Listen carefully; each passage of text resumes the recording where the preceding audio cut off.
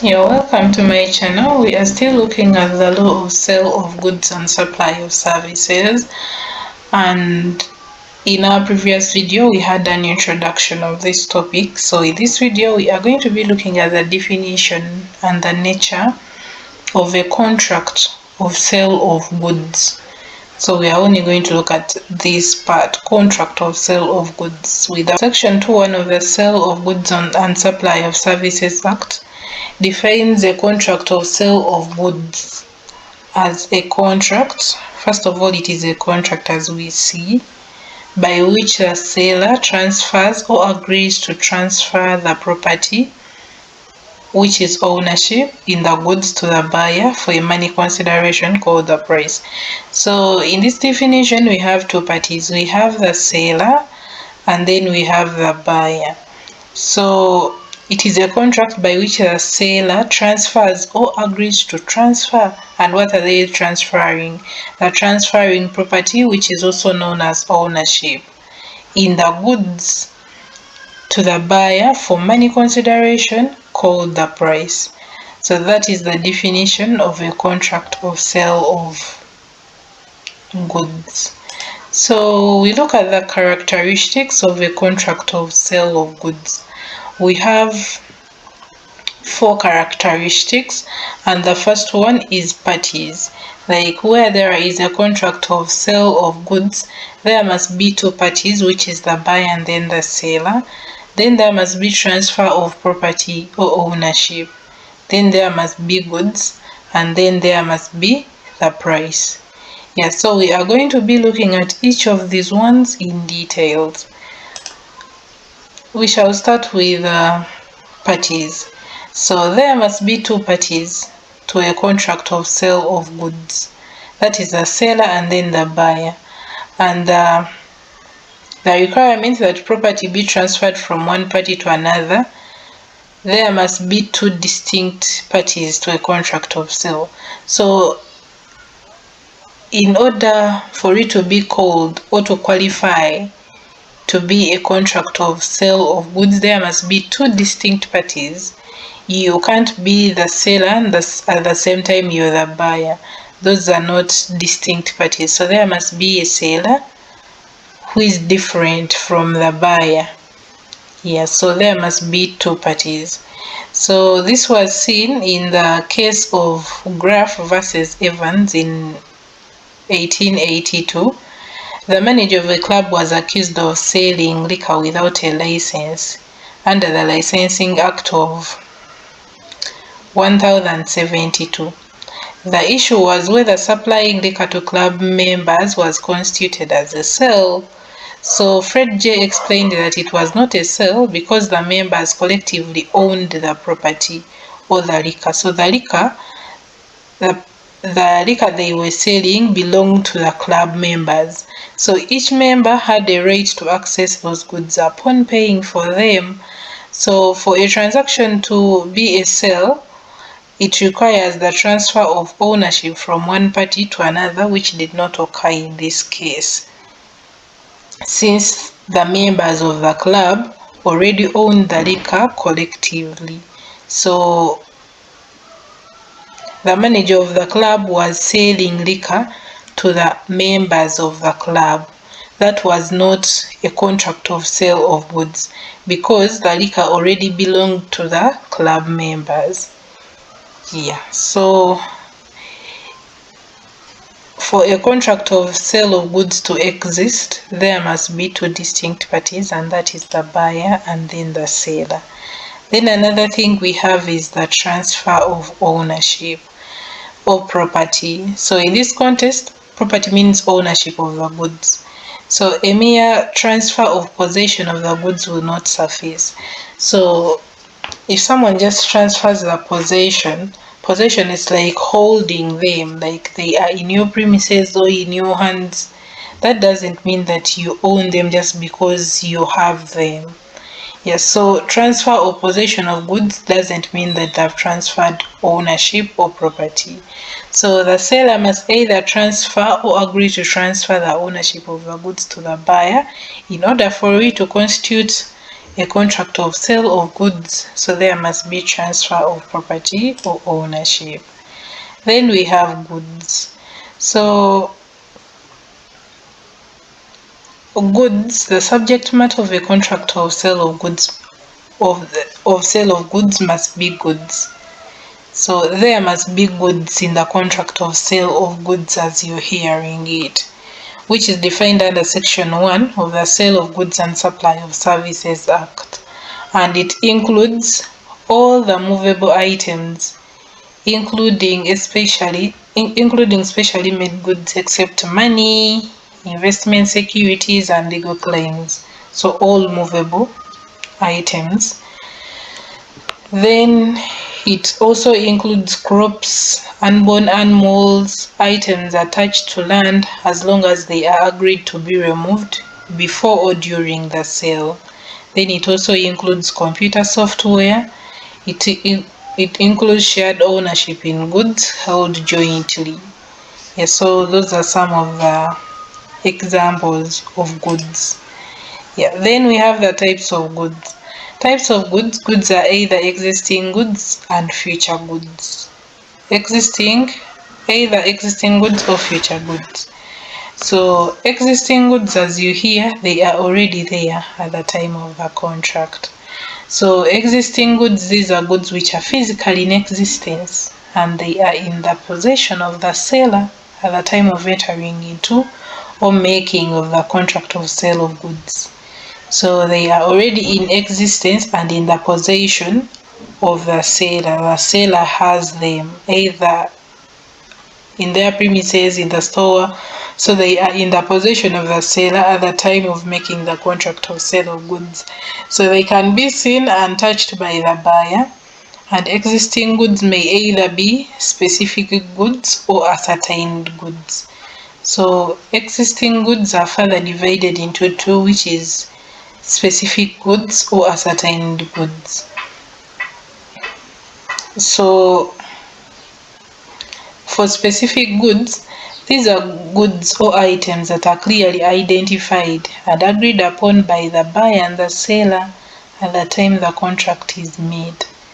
So they are clearly identified and agreed upon by the buyer and the seller or by the parties at the time the contract is made. So they are specific. For example, a particular car identified by its make or the model and the registration number in case someone has come to buy a car, like they specify what they want, the car, the model and the registration number that they want. So that is a specific good. It is clearly identified and agreed upon by the buyer and the seller at the time the contract is made. And it also includes shared ownership of specific goods held jointly. So that is a specific good. Then we have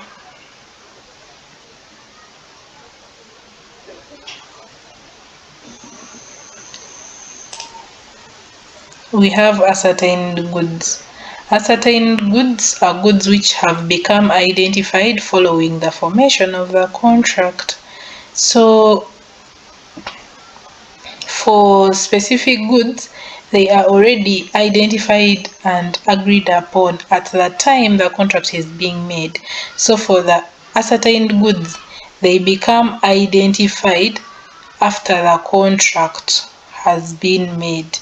So these are goods that were originally unascertained but have been specifically identified and set aside for a particular contract after an agreement is made. So ascertained goods are identified after the contract is made. So for example, 100 bags of wheat, they are separated from stock in the warehouse for a specific buyer. So they separate them after the contract has been made and they wait for the buyer to come and collect them. Those are ascertained goods. They become identified following the formation of the contract. Then the unascertained goods, they are the opposite of ascertained goods. So unascertained goods are goods not identified and agreed upon at the time the contract is made. So we have a case in HR versus Sainsbury Limited versus Street in 1972. So Sainsbury entered into a contract to buy 275 tons of barley to be grown on the Street's farm. So they entered into a contract to buy 275 tons of barley to be grown. So they were not yet grown. To be grown on Street's farm. So court held that a contract to buy specified quantity of produce to be grown in a particular field was a contract for unascertained goods. So the goods are not identified and agreed upon at the time the contract is made. I hope you understand that. Yeah, so another one we have is the future goods. According to Section 1 of the Sale of Goods and Supply of Services Act, future goods are goods to be manufactured or acquired by the seller after the making of the contract. So these ones are not yet in existence. We said existing goods are already in existence and they are in the possession of the seller. So future goods is the opposite of existing goods. So future goods are goods to be manufactured or acquired by the seller after the making of the contract. So future goods include goods not yet in existence and goods in existence but not yet acquired, like maybe the seller hasn't yet bought them from wherever he gets them from. He hasn't gotten them from the supplier. So they are goods either not yet in existence or goods in existence but not yet acquired by the seller. So future goods therefore can only be defined by description. Thus, there cannot be a sale of them at the time, but only an agreement to sell. So for future goods, we cannot have a contract of sale, but we have an agreement to sell because they are not yet in existence or they are not yet acquired by the seller. So where the seller is in contract of sale of goods purports to effect a present sale of future goods, the contract operates as an agreement to sell. So where the seller is referring to future goods or the goods not yet acquired or manufactured, that is called an agreement to sell the goods or supply of services, an agreement to supply services. According to Section 63 of the Sale of Goods and Supply of Services, we have what we call contingent goods. So contingent goods fall under the category of future goods.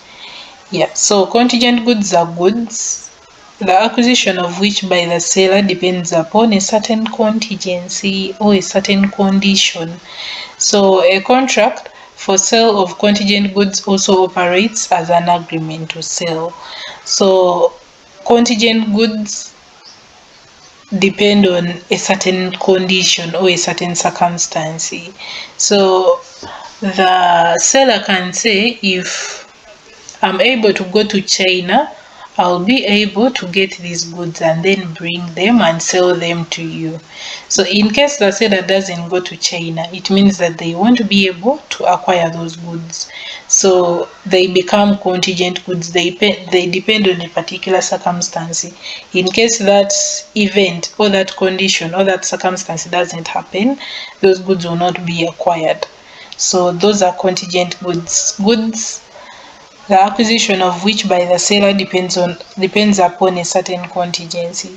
So a contract of sale of goods may be made where the acquisition of such goods by the seller depends upon a certain contingency, which may or may not happen. Yeah, so those are what we call the future goods.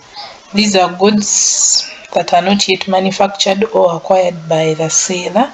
And for future goods, we don't have a contract of sale, we have an agreement to sell or an agreement to supply.